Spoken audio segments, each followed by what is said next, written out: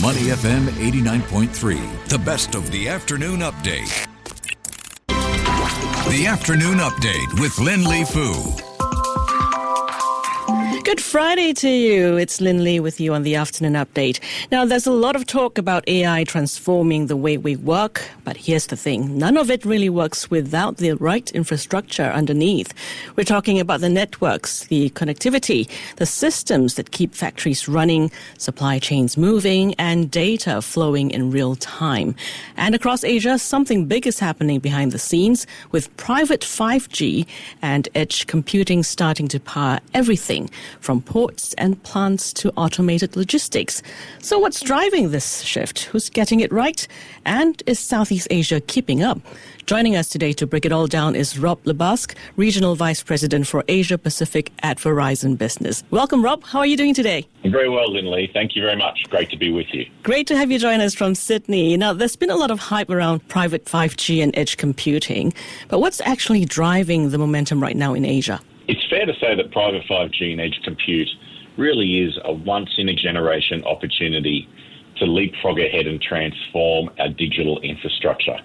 What's driving it in Asia, clearly, is it's all about competitive advantage and growth. We've known for a long time that the Asia-Pacific region is the world's advanced manufacturing centre.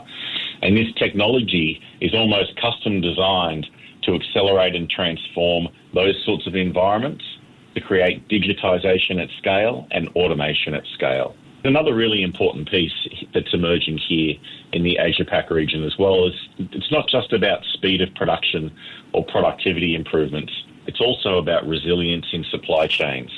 We learnt during the COVID crisis that resilience through our supply and value chains is critical, particularly in this part of the world, and we see private 5G and edge compute as a critical part of adding to that resilience. Okay, Rob, but where does Southeast Asia stand in all of this, with China, Japan and South Korea pushing so aggressively ahead? Is the region at risk of being left behind? Well, yes, they are. There's always a risk that you end up on the wrong side of the digital divide. And, this again isn't about the consumer experience, getting faster downloads or being able to stream things quicker to my devices. What we're really talking about here is the divide between national core infrastructure that drives economic benefit and growth across all of the sectors. The one thing that we've observed in this region is that China, Japan and South Korea are treating this digital transformation as a national policy setting. And they're moving fast because of that. They have really strong enablers to be able to bring this technology to bear. However, let me tell you this. I was in Singapore all of this week and I spoke with many providers of critical infrastructure and large businesses in Singapore. And interest, activity and investment in this area is really driving ahead rapidly in the Singapore market. So there's a great opportunity for Singapore to lead not only Southeast Asia, but the entire region. So progress is happening, but there's some catching up to do depending on the market. Exactly. Okay. Now, let's break it down for our listeners. What exactly is private 5G and how is it different from the public 5G we're familiar with on our phones? Great question. In the simplest of terms, think of it this way. Public 5G that we use on our phones is like travelling on a public highway. It's powerful, it's very fast, it gets you from point A to point B very economically, but you have to share it with everyone else, which means you can get stuck in traffic or you can get rerouted or there might be an incident. Private 5G, by comparison, is like building your own dedicated high-performance racetrack right there in your own yard. You can control who's on it, you control how fast they go, you get guaranteed predictable performance with no interference. Business running critical systems and operations, that control and reliability is everything. I suppose it's especially useful when you do need to connect thousands of devices, right? In thousands, hundreds of thousands, even up to 1 million devices in some cases. And in real time too. That's right, and that's what we call sensor density. So the number of devices that you can have attached and connected to a private 5G network far surpasses what you can on a public 5G or indeed a 4G network. Okay, so it's really about control and customization, especially in complex environments like a port or manufacturing site. And then there's edge computing. How does that fit into the picture? So edge computing and private 5G together are the really powerful combination.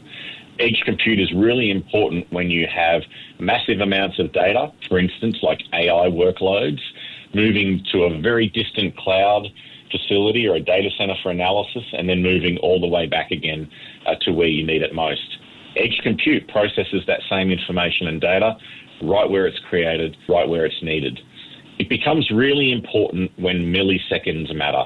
So think about autonomous vehicles, think about autonomous robots, near real-time or real-time sensor data or sensor response that we need. And we're talking here about things like physical AI or agentic AI systems that are making independent decisions in a high throughput or very complex operating system like an advanced manufacturing site.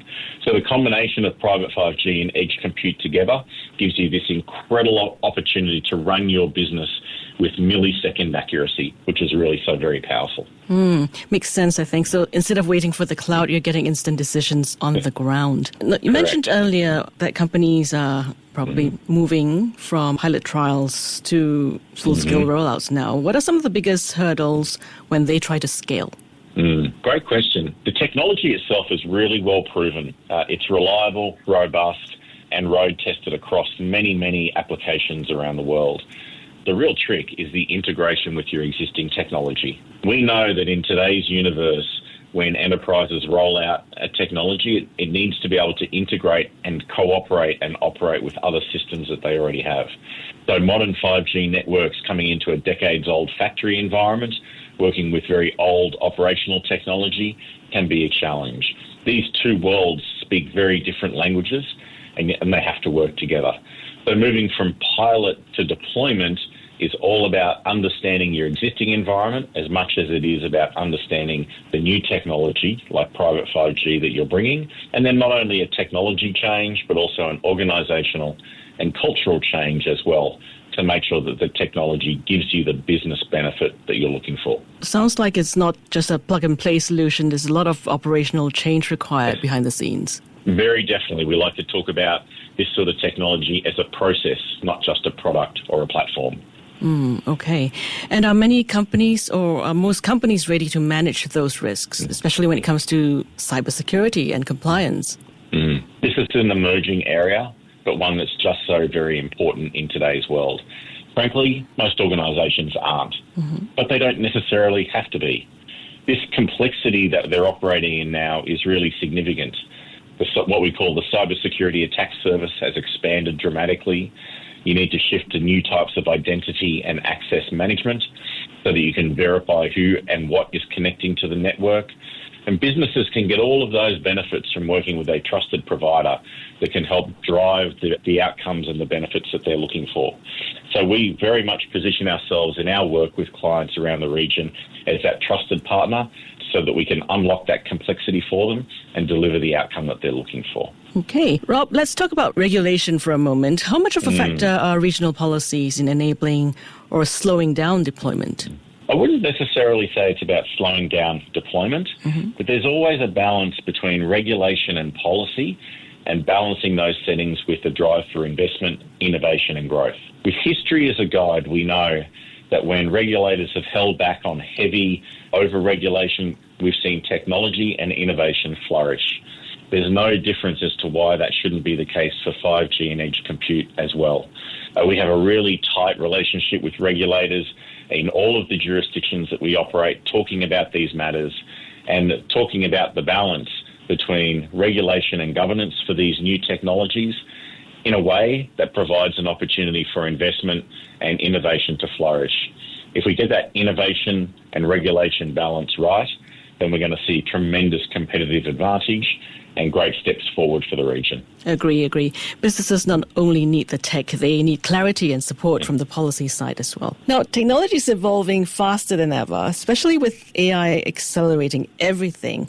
So is there a risk of companies over-investing in infrastructure that becomes perhaps obsolete in 5 years? Definitely not.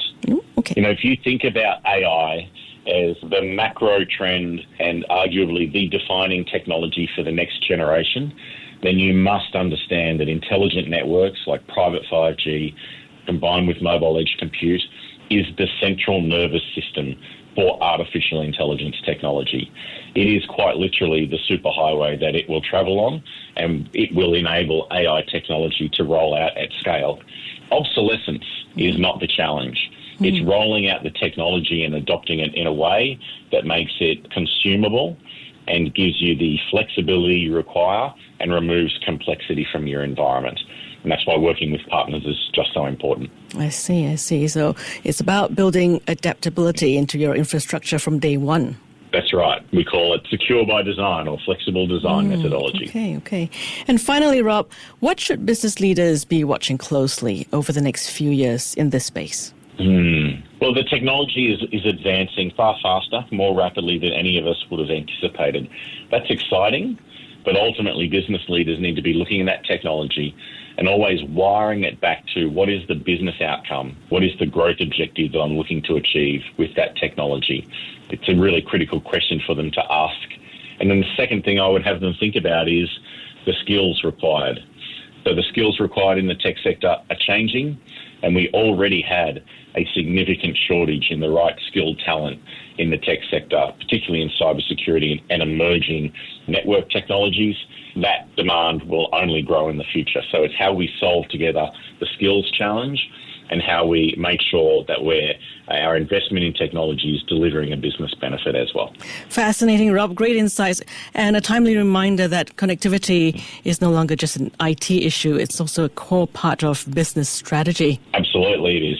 Rob Le Busque from Verizon Business, thanks so much for joining us on Industry Insight. Appreciate your time. Thank you so much. My pleasure.